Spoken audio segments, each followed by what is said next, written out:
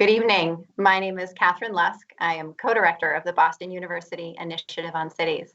On behalf of our team at the initiative, the BU Office of Diversity and Inclusion, and WBUR CitySpace, it is my pleasure to welcome you to tonight's conversation. Together, the partners created the Black Boston Speaker Series to celebrate and learn from transformative Black leaders who've shaped their respective fields in important ways. These 4 sessions that we're hosting focus on community health, journalism, politics, and the arts, as they represent areas where Boston has a national and even international reputation. They're simply part of the city's DNA. So when we say these are leaders who've transformed their fields, it really means they're people who've helped transform their city. We hope you'll also join us, in addition to today's conversation, we hope you'll also join us on September 21st at 5 o'clock to hear from Black women political leaders, and on October 13th at 5 o'clock for a discussion with Black leaders in the arts.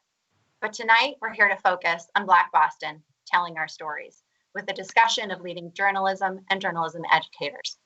I want to say to tonight's speakers, to Karen Holmes Ward, to Michelle Johnson, to Kim Atkins, and tonight's moderator, Paris Alston, thank you so much for the role you play in bringing the outside world to Boston, and also revealing more of Boston, its people, its neighborhoods, its challenges, but also its beauty and its creativity and its innovation.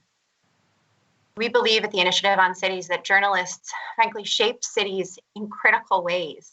You help educate, but you also promote empathy, and we need empathy now more than ever. You help us see the world through the eyes of others and walk in someone else's shoes.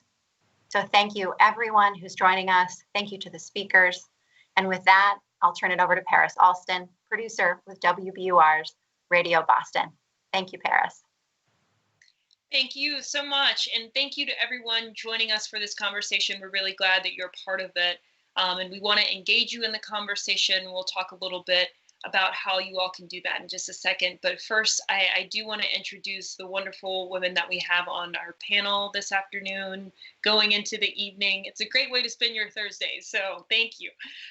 So first we have with us Michelle Johnson, who's an associate professor of the practice for multimedia journalism at the Boston University College of Communication.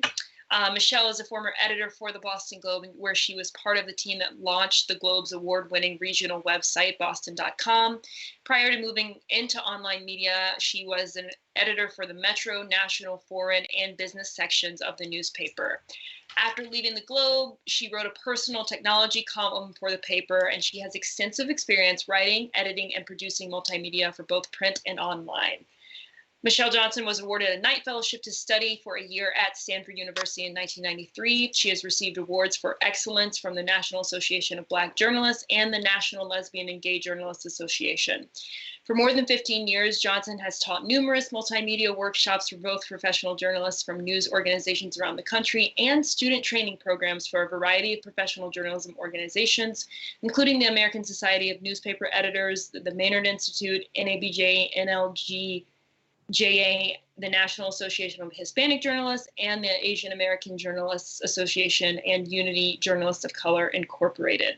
Prior to joining the faculty at BU, Johnson was a journalist in residence at Emerson College, where she also spent several years as technology manager, assisting the renovation of the department in a multi-million-dollar cross-platform facility, as well as helping to revise the department's curriculum. She also lectured as an adjunct in the journalism department at BU from 2003 to 2006. Johnson's work and teaching have taken her to newsrooms, schools, and programs engaged in training professional journalists and journalism students nationwide and internationally, and it also has brought her here with us this afternoon. So thank you, Michelle, and welcome. Thank you so much, Paris, for that lengthy introduction. You're welcome. We had to get all your accolades. Wow. So we also have on the panel with us Karen Holmes Ward, who's the Director of Public Affairs and host of CityLine at WCVB. Karen is the, and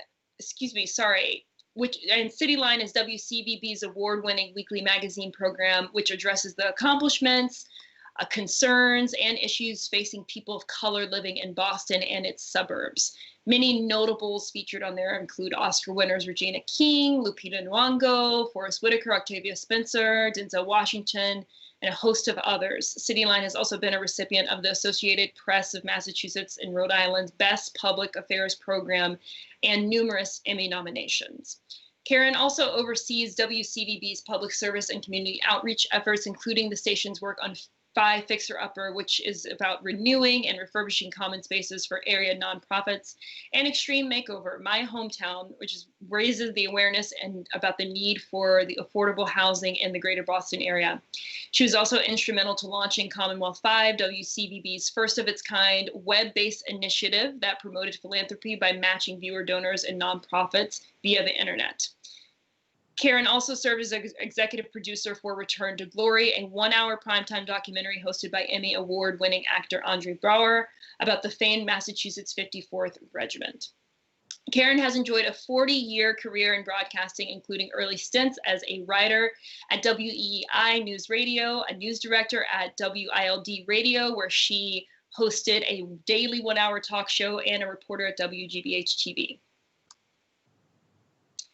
And we also have with us Kimberly Atkins, who is a senior opinion writer for the Boston Globe. Oh, and sorry, welcome to you as well, Karen. Thanks so much for being with us. Thanks, Paris. Thank you. Mm-hmm. And last but not least, we have with us Kimberly Atkins, who's a senior opinion writer for the Boston Globe. She's also an MSNBC contributor, and previously Kimberly was the first Washington, D.C.-based news correspondent for WBUR. She's also served at the Boston Herald's as the Boston Herald's Washington bureau chief and a guest host of C-SPAN's morning call-in show, Washington Journal, and a Supreme Court reporter for Massachusetts Lawyers Weekly and its sister publications. Kimberly began her journalism career as an intern at the Boston Globe. She has appeared as a political commentator on a host of national and international television and radio networks, including CNN, Fox News, NBC News, PBS, NPR, Sky News in the UK, and CBC News in Canada. Before launching her journalism career, she was a trial and appellate litigation attorney in Boston. Kimberly is a native of Michigan and a graduate of Wayne State University, Boston University School of Law, and Boston University College of Communication, and the Columbia University Graduate School of Journalism. Welcome, Kimberly. Thank you, Paris. So as everyone can see, not only are all of these women very accomplished, they're all connected in some way or another. There's the BU overlap, there's the Globe overlap, the BUR overlap. So this is an all-star panel indeed, and I'm honored to be with all of you. So first, I would love for us to just go around. Oh, and let me say first to our audience as well, we really want you to be a part of this conversation. You can submit questions by going to slido.com and using the event code BlackBoston, all one word in lowercase. And we've already received some great questions from the audience. We'll try to get to as many as we can. And you can also go to the YouTube live chat to talk to others who are watching along with us. And while you're at it, don't forget to subscribe to the CitySpace YouTube channel. We should get notified anytime WBUR releases a new video. And you can also click the bell icon right next to the subscribe button if you want to get notified whenever we do go live. So to our panelists, I'd love to start just by going around and having each of you talk about how you got to where you are now, how you got into this industry, and why you wanted to get into this industry. And I guess we'll start with Michelle. Oh, excellent. As one of the old heads on the panel, yes, I'm happy to start out. You know, I had no idea about being a journalist. I was in college at the University of Maryland. I didn't have a major. And a friend of mine said, hey, you're really nosy and you like to know about, current events. You should come work with us on the Black Student newspaper. And, I thought, well, what the heck? Sure, why not? And that sort of drew me in. And I ended up, with an undergraduate degree in journalism, but then I couldn't find a job. So I ended up applying to graduate school, going to Columbia University for a graduate degree. And it was at Columbia where I really had a chance to connect with people and to really understand the importance of the work, the kind of work that we were doing. And while I was there, actually, I met a recruiter for the Globe who tracked me for a couple of years before they called me to Boston to work at the Boston Globe. I, again, not very familiar with this city, except in terms of the busing crisis. I came here as a young, reporter, editor, and really was smitten with this city because this was in the early 80s. And it was in the middle of this really amazing transformation. I got a chance to, see the city kind of evolve. And just, I've never left. I've been here. I spent 13 years in Globe Newsroom doing a variety of jobs, and then left to go work in digital outside of the Globe, even though I'd started, inside the Globe. And once I did that, I realized, oh, I've been working with young people this entire time, mentoring them. Maybe I should try teaching. So I was an adjunct professor for a few years before I eventually landed a full-time job teaching, first at Emerson College and then Boston University. So I transitioned from the newsroom to the classroom over a period of about 15 years. So I've had a chance to see a lot, transpire in the city itself. I've seen a lot of things transpire within journalism itself and become, this whole digital extravaganza that we all know and love today. And I have a chance to teach my students actually, the most cutting edge stuff that, that we're doing at this point. So I feel very fortunate to have kind of landed, where I did, because back then I had no idea that Black people worked in journalism. I didn't see anybody like me, working for my hometown newspaper, none. So I feel very lucky. I had some very good mentors along the way. So that's my story. Thank you. And Karen, what about you? Okay. Well, I grew up in Cleveland, Ohio. I have always been a bit of a bookworm, love to read. And my father was president of the Cleveland chapter of NAACP. And so I was always listening to civil rights and social justice conversations around the kitchen table. At school, I was the young person that always had to read the morning announcements, like, there'll be a bake sale in the girls' cafeteria, or, you won't get your report card until you pay your library fines, all that stuff. And by the time I got to high school, I had joined the school yearbook staff, and my English.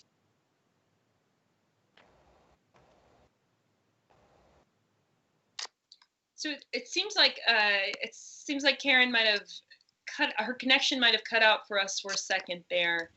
Here I am. Oh, there you are. Okay. Sorry about that.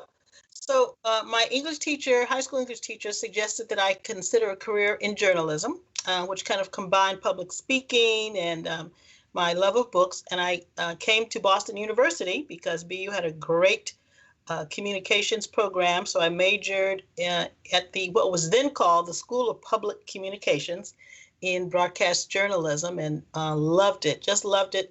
Loved Boston as a city. Arrived here in Boston during the busing crisis. So that was like the late 70s. And of course, BU's wonderful program sent us out into the community to do, coverage on this, that, and the other. And I just fell in love with the city. Was fortunate to find a job when I graduated at WEI. Not right away, took about 8 months. In the meantime, I was running out of cash, but I wanted to stick to it and was lucky to land that first job at WEI, and have been very blessed since that time to have had a nice career and nice jobs in journalism. Absolutely. And Kimberly, what about you?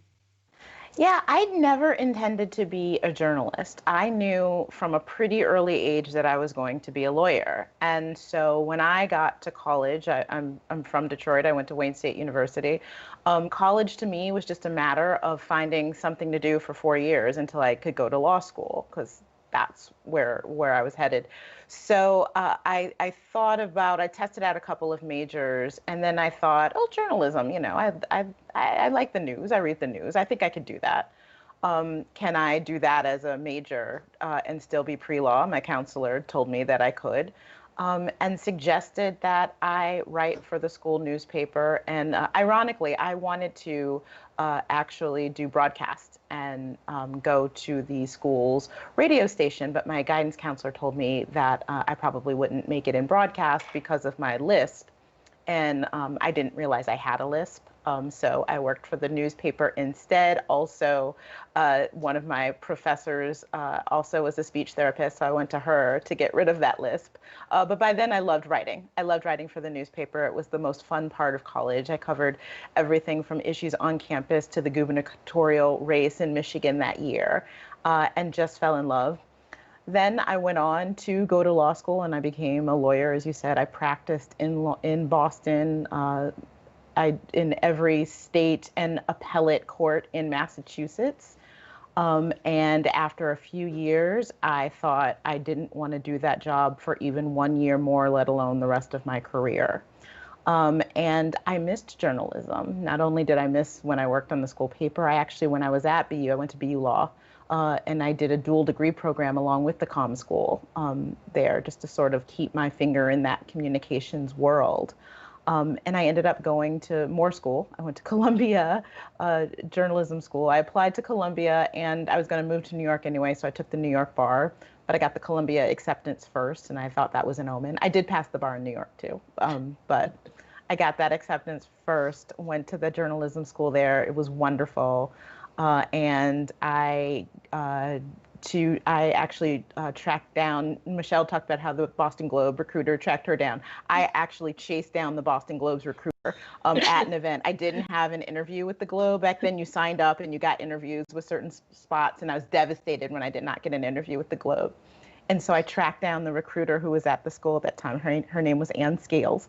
And I sat next to her on a bus going back to LaGuardia Airport and talked her up and talked about the fact that I was a Red Sox fan and I loved Boston and I wanted to come back. And so I got an internship at the Boston Globe after that, and that turned into a job, my first job in journalism. So that's where I started my journalism career, and that's where I find myself again. Wow, way to go. So that's a note to inspiring watching the Michelle or Kimberly, go after it. Don't give up. Guerrilla tactics, man, guerrilla tactics. Absolutely. So, Michelle, you started by talking about how you had known Boston and being familiar with the Boston riots. And I'm not from here either. I grew up in the South and had always heard different stories about Boston being racist, about Boston being very white, right? And then, of course, I moved here and did my journalism. And you women have all had experiences getting to know this city through storytelling. And so I want to know from each of you how those narratives have either seeped into your reporting or maybe refuted some of those things that you've heard, and how have the inequities that maybe that the rest of the country and the world knows exist in Boston, how have they been reflected in the reporting that you've done, but also what is there that's not being told, especially in the city's Black and brown communities? And anyone can jump in. Yeah, I mean, I think for me, when I moved here, the city was undergoing a transition. It was after the busing crisis, and there were more people sort of moving into the city. And I was originally told don't go into particular neighborhoods like the North End or Charlestown, et cetera. But I saw that changing. In fact, one of my colleagues moved to Charlestown at one point, and I was like, really? And he said, oh, yeah, it's fine. It's not exactly what people are saying. But then one of the things that I noticed that as I traveled around the country, people would say to me, you live where? In Boston? You live in this incredibly racist city? And I'd be like, okay, well, I'm from Baltimore. We have issues in my hometown as well as here. But I found myself, focused on the communities that I knew here that, were pretty open. And, I live in Jamaica Plain, which is like a little people's republic, where we have such amazing diversity. And I would go places and, but then there's the flip side of that. Yes, I certainly have experienced racism here. When I started at the Globe, one night a taxi picked me up, and for some reason he drove through South Boston. At one point I hear him yell, duck. There was a brick flying at the window at the back of the cab where I was sitting. Wow.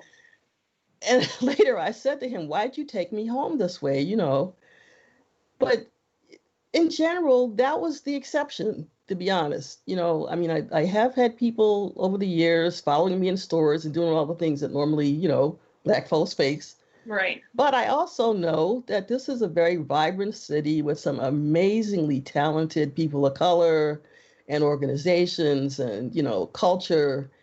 And, you kind of take the good with the bad. So I've attempted to be an ambassador for this city as much as I can when I go out and talk to people about it. It's been really interesting to watch it evolve. I would say when I started, my second job in journalism was at WILD Radio, which is the Black radio station that is no longer around. And I was the news director there. And I enjoyed telling stories and covering stories that were not covered in the mainstream media, and offering perspectives and interviewing people that might not make it to the 6 o'clock newscast.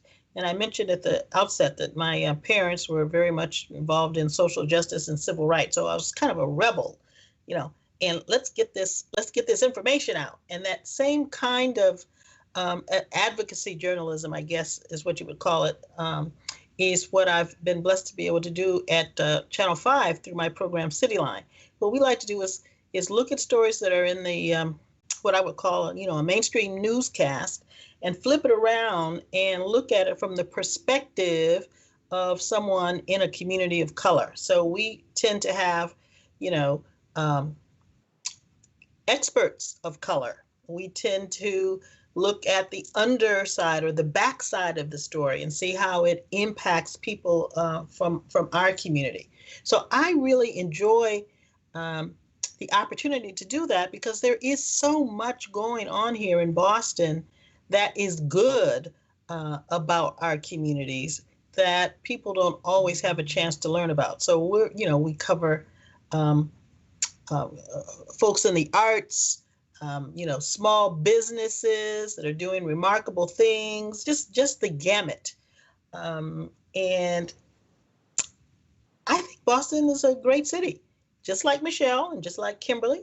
We've all had these moments where we've run into these incidents, but that could happen in any city in America, not just Boston. Boston, and I have college friends who say to me, "Why are you still there? Why are you still there?" Well, I could have the same bad experiences in Chicago, LA, whatever. But as I think we've all learned to steel ourselves, if you will, to put up this protective shield so that, you just move forward and get the job done. Yeah, I will start off by saying I love the city of Boston. I consider it my adopted hometown. I always say I am from Detroit, I am of Boston, and I'm in DC. Like those are my homes, and I love them all dearly. My experience, I lived in Boston for 11 years, even though I've spent almost all of my journalism career, more than 20 years at Boston-based news organizations. I lived in the city, in and around Boston, for 11 years. And I feel like I lived in two Bostons based on the perspective. There was the Boston that I entered when I became a law student at BU and then worked as a lawyer, right? So in my incoming class, a law school class of 400 students at Boston University, I was one of 7 Black students. You could fit all the Black students in my class on my couch, basically. And that was a really stark, different experience that I had coming out of Wayne State University in Detroit, which at the time graduated more Black students than any non-HBCU in the country. So it was a huge culture shock in one way. And then going through that experience being a lawyer, a Black woman lawyer in Boston. I was 25 years old. I looked even younger. That's when I started wearing heels. To this day, Paris knows I still wear high heels, in part because I wanted to be taller, because I would walk into a courthouse in my suit and carrying my, Coach litigation bag that my parents bought me for law school graduation. And the security guard at Suffolk Superior Court would try to direct me to the criminal division because they thought that I was a defendant. Or I would check in with the clerk before arguing a motion, and they would ask me if I was represented by counsel. It was just that I was the last face that they expected to see in that space, a sea of really white men who were litigation attorneys at that time. And it was tough. I admit that it was tough. I didn't experience, I had the same experience as Michelle and Karen, when I moved to Boston. People are like, Boston is so racist. Why will you go there? Well, I grew up in Michigan. Like, I was called the N-word. I experienced absolutely just in your face racism. And yes, I experienced racism in Boston, but it's different.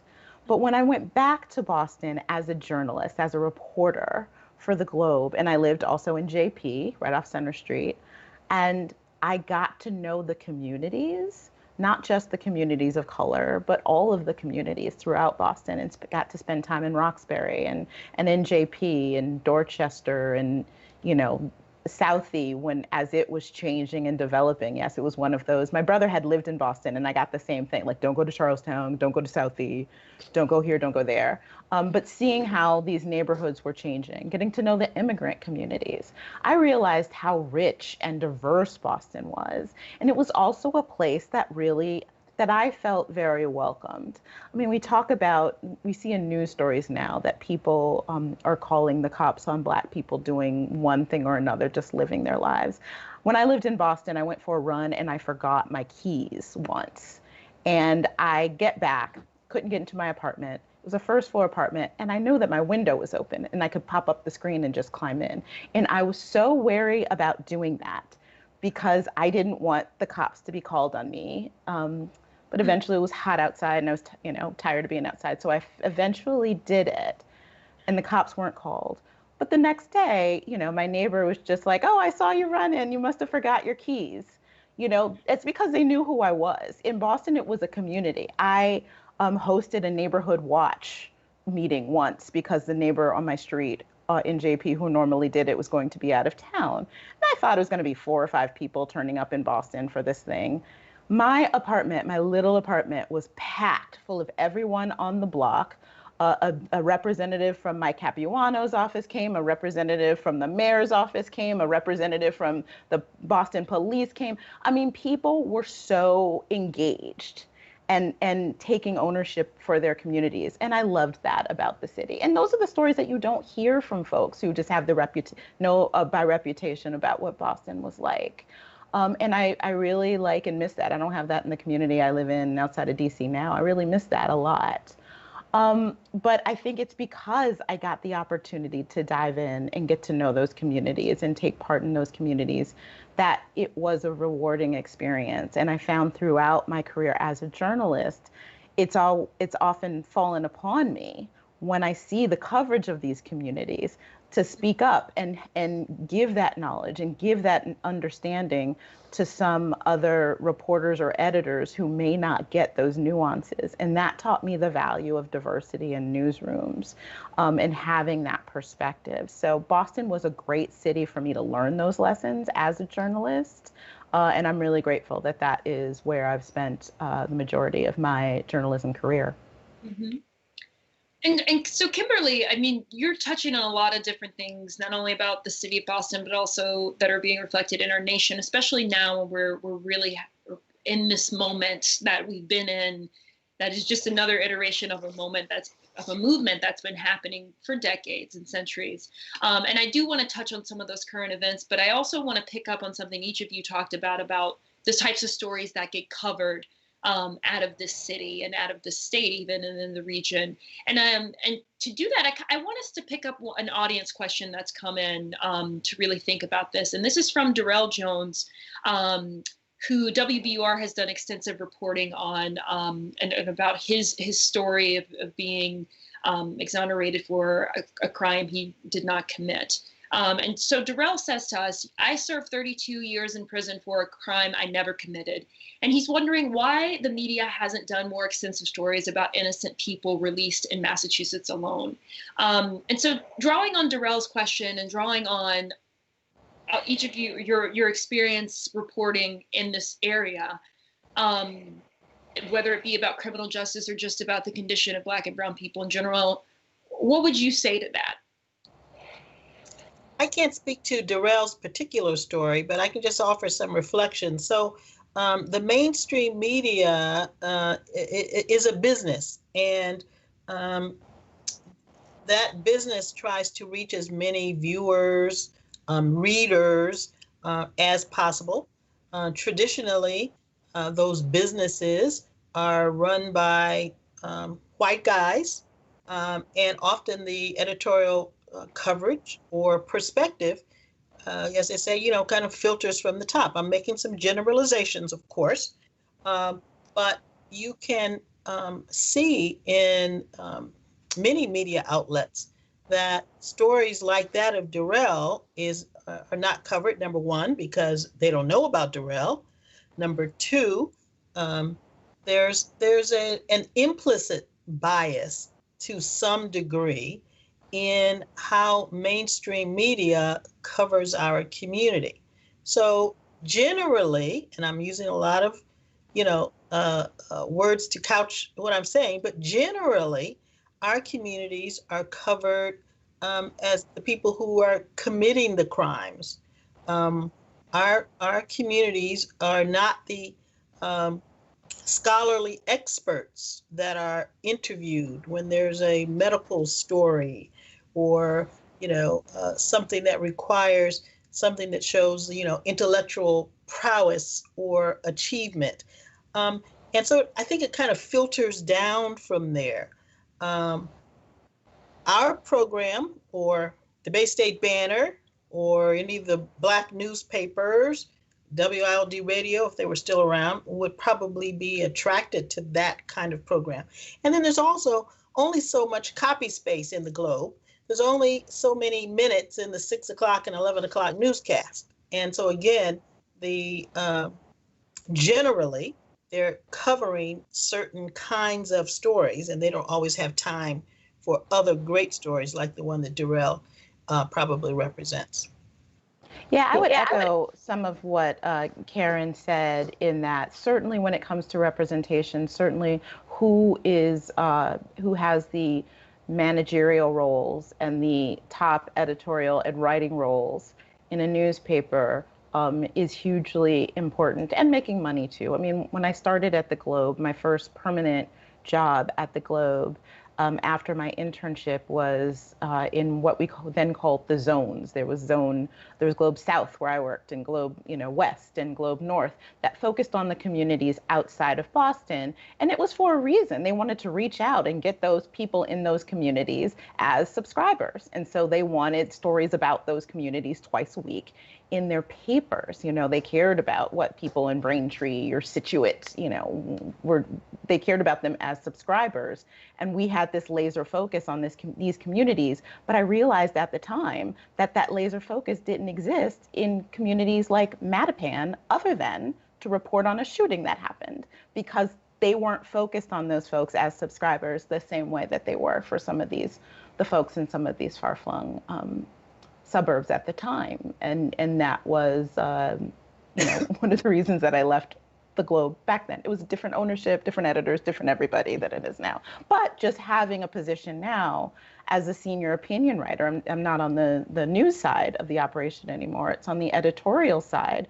But certainly I feel that I'm in a position to have more of a voice and more of a say in how that page covers news, in a way that I did not have as a reporter covering the Braintree Board of Selectmen meeting back when I first started my journalism career. So certainly having people who understand those issues in positions of power to make those editorial judgments is crucially important when it comes to things like that. And I think Kimberly, I was just going to add, Michelle, that as our country becomes browner and cities become browner, Boston being one of those that is now a minority. I don't like to use that word minority in relation to diverse groups, because we're not the minority, we're actually the majority, but that's another conversation. But anyway, as cities become browner, television stations, newspapers understand that they have to reach out to those audiences, because those are going to be their customers in the future. So I think newsrooms around the country are making a push to make sure that they have more people representative. And I think there's been a great business case made for diversity. that the more diverse voices you have in your decision-making groups, the more successful your company or your organization will be. So certainly at Channel 5, we have really kicked up the number of people who are in our newsroom. We have more people in executive and decision-making positions at Chronicle and on our department head staff. And I'm sure Kimberly can say the same thing about the Boston Globe, because the business model is changing, because we have a different kind of customer that's going to watch TV and read the newspaper. And Karen, I have to give a shout out to the young journalists of color, because there's a reckoning going on in newsrooms all across the country. And it's being driven by these younger people who are saying, this has to change. We can no longer have newsrooms with people in management who don't represent our communities. Mm-hmm. And so we're in a moment right now that's being pushed forward by a lot of my young mentees who I've known for years, who are saying, we have to do things differently. And I personally am agreeing with them. I feel like, we're at a point where they need to be moving into those top positions and making those changes, because it's already clear that it's not going to happen otherwise. So I'm really excited about seeing all these promotions that are going on around the country. Every single day I see somebody on Twitter or LinkedIn promoted to some top position in a newsroom. And over the past several weeks, it's just been astonishing to watch this happen. And again, a lot of it's been largely driven by young journalists of color. And we had our first wave of people of color being hired in the newsrooms after the Kerner Commission report, after the Civil Rights Movement. So this is kind of like the second big wave. It's another wave, honestly. And it's just so great to see it. I honestly didn't think we'd get to this point again, but kudos to all the young people out here trying to push for this. Mm-hmm. It's a good point, Michelle. And let's dig into that a little deeper, because, I don't know if I want to call it an uprising, but it is this calling upon, right, to make change happen, like you're saying. And with that, there are all kinds of ideas swirling around, ideas about anything from changing language and capitalizing the B in Black, right? And talking about how we talk about Black and brown people in our stories, to putting those people in management, right? And elevating people to positions where they really do have decision-making power, to discussions about, do we hire a diversity and inclusion officer, and will that really help the organization, or will that put an unfair burden on that person?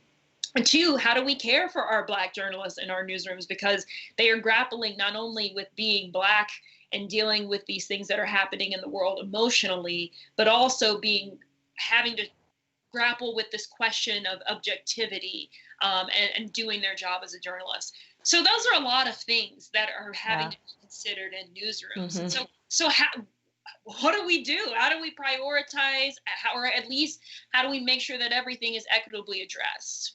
Yeah, I want to, just as a precursor to all of that, all of these things are happening. I do want to go back to the previous question about why news organizations don't do more. Mm-hmm. Keep in mind that local news is suffering right now. Mm-hmm. Yeah, there is a lot of hiring. There is a lot of focus on diversity in newsrooms. There are a lot of local outlets that are suffering, that they're laying people off, and it's getting worse in the pandemic. So I'm lucky that I work for a news organization where that is not happening as much. I mean, it's had its layoffs too. My previous employer, WBUR, has had layoffs. My previous employer before that, the Boston Herald, has been absolutely devastated. So it's really hard to make these kind of changes when you're laying off a third, a half, or more of your newsroom during economic downturns. And that's what's happening at the local level. The New York Times and the Washington Post are doing fine. It's a great reminder. It's these other newsrooms. And stories like people who are exonerated, that story was championed by WBUR. It's a local news organization, and they matter so much. So just that being said, that's something that is a challenge. But yes, one point that you make is real, is that in just about all of the news organizations that I've worked on, at some time or another on the issue of race, I have been, and my colleagues of color are called on to be more than journalists, right? We're called on to be leaders within our news organizations. Management come to us asking us what should be done in order to fix the newsroom and to find solutions. And while, of course, we value that and we want that to happen, it's like having another job. It's like asking us to do our job and be fair journalists and also try to solve the problems of a newsroom. And I urge people, leaders in newsrooms, to be careful when they do that, because it's not the journalists of color who created the systems that are causing these problems. So it should not be left to the journalists of color to come up with the solutions. We're happy to help, but this is something that needs to come from the top and needs to be championed. And if you need to hire a more diverse newsroom at the top, that was something that should have happened anyway. But you can do that as a start. But it is an emotional burden on journalists. And, you know, and it comes in all sorts of forms. I mean, one thing that happened to me, particularly in the last 4 years of the current political situation here in Washington, is, you know, I'm a lawyer by training. I have had a number of beats, from economics to health and science to schools and education to all levels of government. And I remember I was in Beijing, actually, just getting back from China from a trip during the beginning of the trade war between the United States and China. And I'd interviewed officials there, and I'd come back with this reporting that I had done on that. And the first thing that I did when I got back and had a hit on MSNBC was I was called on to talk about something racist that the president had said. And I found myself again and again being called on to explain racism to people. And while I am happy to do that and engage in that part of the discussion, because it is important for people to understand what is being said and the impact that it has, you know, I'm like, you know what, I can talk. I just got back from Beijing. Like, you could ask me one question about the, you know, the trade agreement, you know, something. I've been to the Middle East. I can talk about Syria. I can talk about a whole lot of other things. I am a journalist with a broad breadth, and I don't always have to talk about race and racism. And so, again, newsrooms should be understanding that, you know, that is a lot. That does take an emotional toll on us. It does pigeonhole us, and it does undersell your own news organization because you're not tapping the resources that you have to their fullest. Well, Kimberly, if you replace the word newsroom with journalism, classrooms, and education, I'm on the flip side of that, where, you know, there are so few faculty of color. For a number of years, I was the only African-American faculty member in the entire College of Communication at Boston University. That's changed a little. I've been joined by 2 other colleagues. But for so many years, I have had to have an extra job of mentoring the students of color, some of them not even taking a class with me, but they would find their way to my office just, you know, to get some advice or, you know, to talk to someone who looked like them. And so you end up doing your regular job and a bunch of other things in addition to that, unpaid and unrecognized. And it does wear on you after a while. Yeah. So they all need to pay attention to all of us who are working in these under these circumstances, because it does wear you down. Ditto what Kimberly said, ditto what Michelle said. And particularly what Kimberly said, very important, the management of these organizations just needs to look around, and they can see what needs to be done to fix things. You know, it's obvious. We don't have the magic answer. It's within their power to make the changes that need. Well, on my side, I feel like I have some sway in this because I'm training the next generation of journalists. So if I can get them out there in the community, writing and, you know, covering the stories in those underserved communities, then I feel like I've, you know, partly done my job. What happens to them after they get hired and get into a newsroom is beyond my control.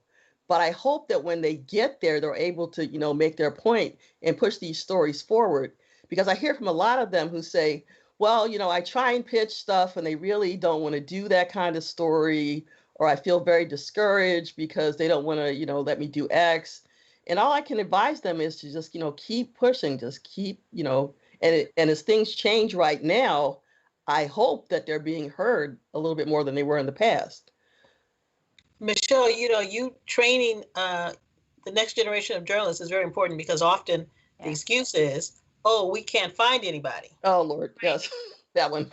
Yeah. Oh, no, they're out there. There are lots of studies coming out of Michelle Johnson's classes. We're trying. We are trying. All over the country, we're trying, Yeah. And we're trying to make those connections. And Michelle, I'm wondering too, I mean, you have your foot in academia, right? But also in the industry. And so what is the bridge, right? Between not only getting people into those positions, but also helping newsrooms to be ready to receive those students and to really be open to what they're bringing to the table? Yeah, it's funny because of the reckoning that's going on right now.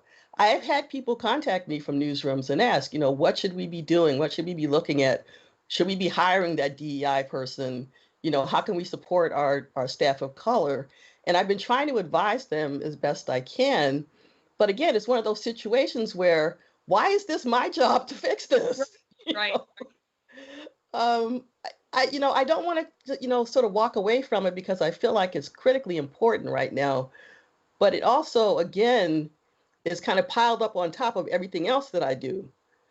Mm-hmm. So it would be great if we get to a point where we sort of have these younger folks who, that have the ability to, be able to walk in and influence, the management and, be heard and make change without having to bring in outside people. And I can't underscore enough how important that is, how important it is what Michelle is doing. I mean, I went to, along with Michelle, what is arguably the most prestigious journalism school in the country.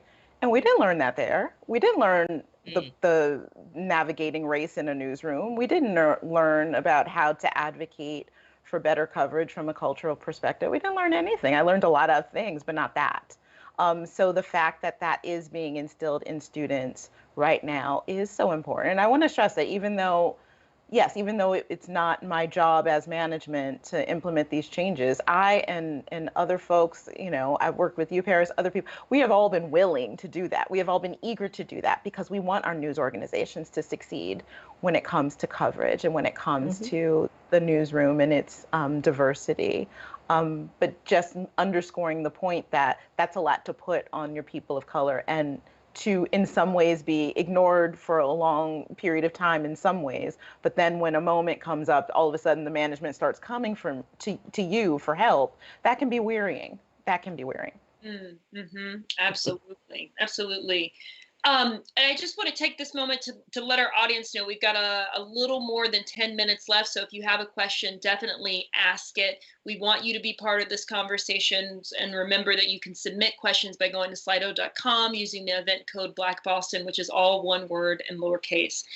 And so picking up on what Kimberly was just saying, this weariness, right? This feeling of weariness. It's not only about the workplace, it's about the work too, right? Because it's a repeated exposure to trauma for Black journalists, right? When you see images of unarmed Black men and women getting killed by the police, when you see protests and see them characterized maybe as something that they are not.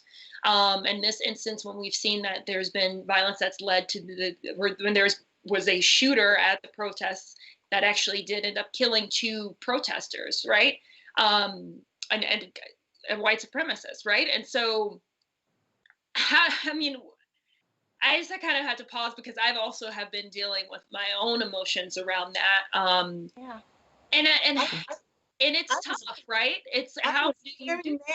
I was very mad last night and the night before last when this young 15-year-old Mr. Rittenhouse, I guess is his name. 17, yeah. 17. I was so mad. I was screaming at the television. I'm thinking, why didn't they, how is it that he didn't get shot? That was me as an African-American person with a husband, a father, a son who's Black. And to your point, seeing the George Floyd tape over and over again, seeing, the situation in Wendy's, the situation in Kenosha. I mean, I don't have enough fingers to count them all. And to see it over and over again does wear you out. I remember years ago when Katrina happened, and I was at work, getting the tapes, doing all that stuff. And so I was able to kind of put a distance myself from what was happening. But I remember going home that night, sitting in the kitchen, I turned on the TV and I saw it again, and I just started crying because I had been holding it in all day, but seeing Black people stranded on top of roofs and swollen bodies from, it just has to come out. So yes, it does wear on us as people. It does. Yeah. Even when for a while, I had become pretty good at putting up sort of a professional emotional barrier around myself, particularly being in Washington covering politics over the last 4 years.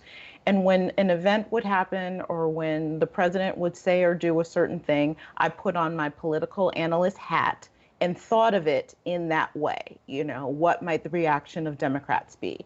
What part of his base might he be trying to shore up? What might be the motivations? What if asking the political questions? Where's, follow the money, etc. And at one night I was doing that, and a friend of mine said something like, how awful for humanity. And it sort of reminded me, it's like, oh yeah, I'm using this as protection in a way, because if I internalized everything that happened, it would be overwhelming. Since George Floyd, that sort of emotional barrier has shattered.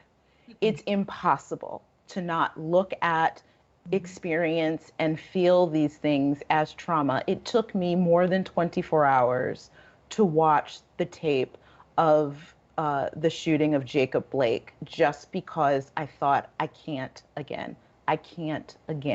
And then right after that, you're right, we got the additional video of this person, this self-styled militiaman, opening fire in a crowd right after that. It is traumatic. I am lucky that I have good health care so that I can hire a good therapist. And I hope that other journalists have that and take advantage of even the free programs that are out there that offers counseling to journalists. It's important. And it's not just covering the stories. My therapist happens to be a Black woman.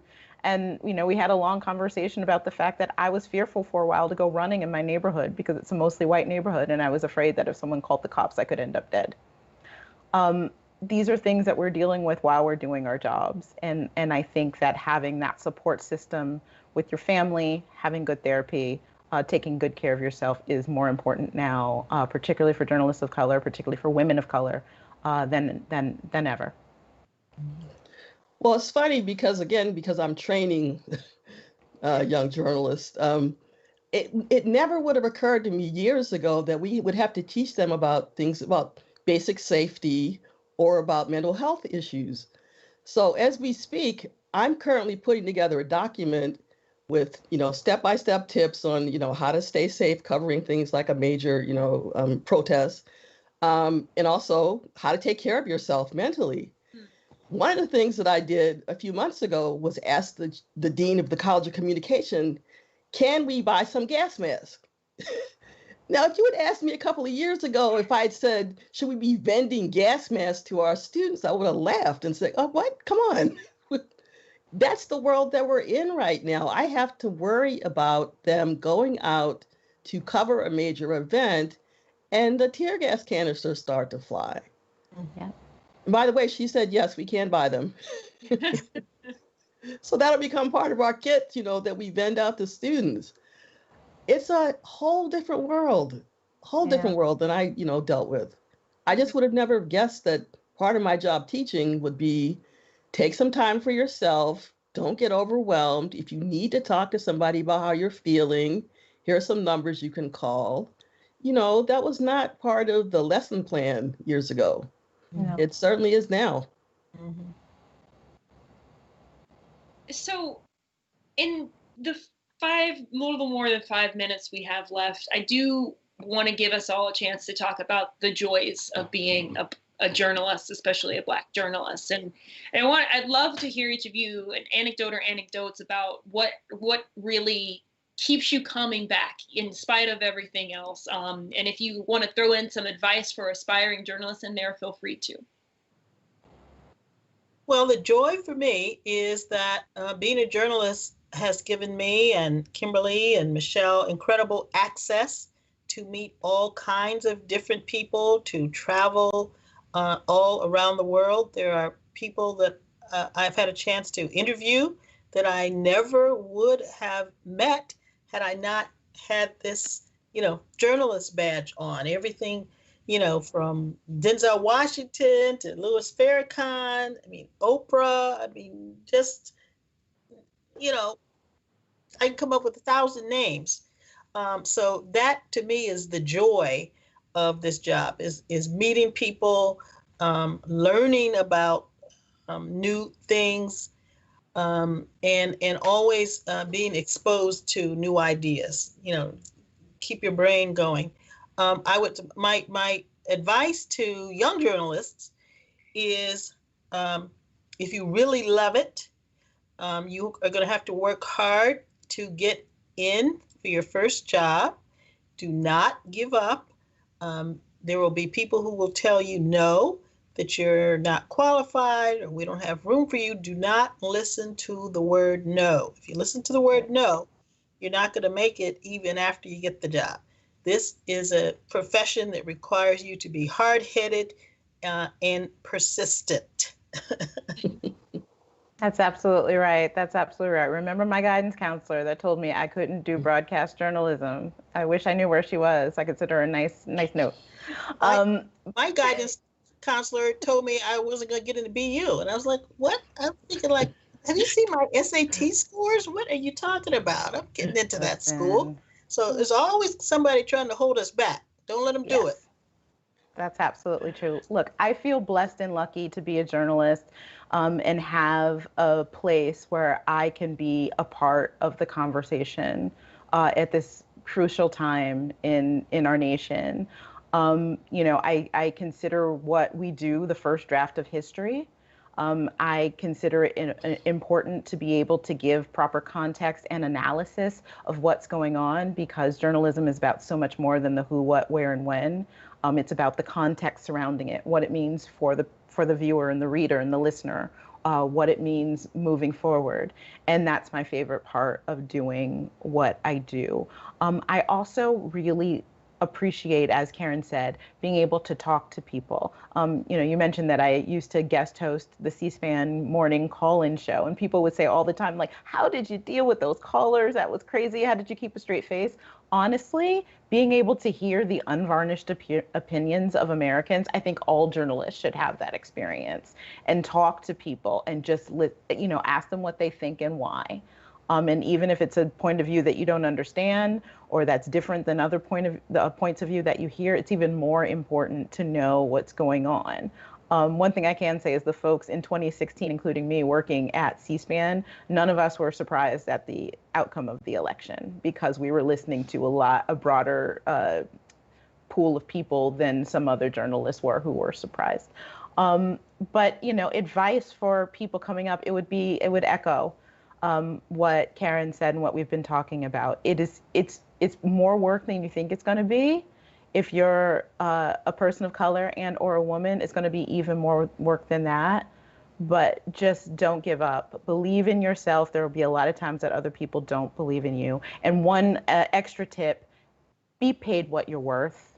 They're going to try to underpay you if you're a person of color and a woman. And it's taken me my entire career to learn how to negotiate for pay, for a salary, and to be paid what I deserve. My first journalism job paid me $31,000 a year in Boston. Don't let that happen to you. Get an agent, do what you need to do, but make sure you get that money if you're a person of color, because this industry is notorious for underpaying women and people of color. And I would just say ditto to all of that. I had a great career in the newsroom. I got to witness some amazing events in the city. But my current joy is picking up a newspaper, clicking on a link on the website, or, just on Twitter, seeing a link and seeing the byline is one of my former students. I turn on the television. I see them broadcasting from downtown in Boston. And I'm like, yes. It's like I planted all these little seeds and they just sprouted. Great. That is awesome. That is awesome. The Michelle Johnson Mafia. I love it. Yes. Get them. Get out there and get them. Awesome. Well, to all three of you, Michelle Johnson, Karen Holmes Ward, and Kimberly Atkins, thank you all so much for taking this time. Again, I will say I am honored, and please continue to take care of yourselves. And we know that you're going to continue doing great work. So thank you. Thank you so much. Thank you. Thank you. Absolutely. And to our audience, thank you all for watching. This is not the end of the discussion about Black in Boston and what that means for all different kinds of people. So definitely stay tuned for the third installment of Black Boston, hosted by WBUR CitySpace, the BU Initiative on Cities and BU Diversity and Inclusion. That will be titled Changing the Face of Politics, a discussion on Black political leadership in Greater Boston. Our very own Kimberly Atkins will host a conversation with Congresswoman Ayanna Pressley, Representative Nika Eligardo, and Boston City Councilor Andrea Campbell. To find out more about that and to register, go to wbur.org/cityspace. So thanks again to our panelists and thanks to our audience, and take great care. Be well, Take care, everybody. Be well. Bye.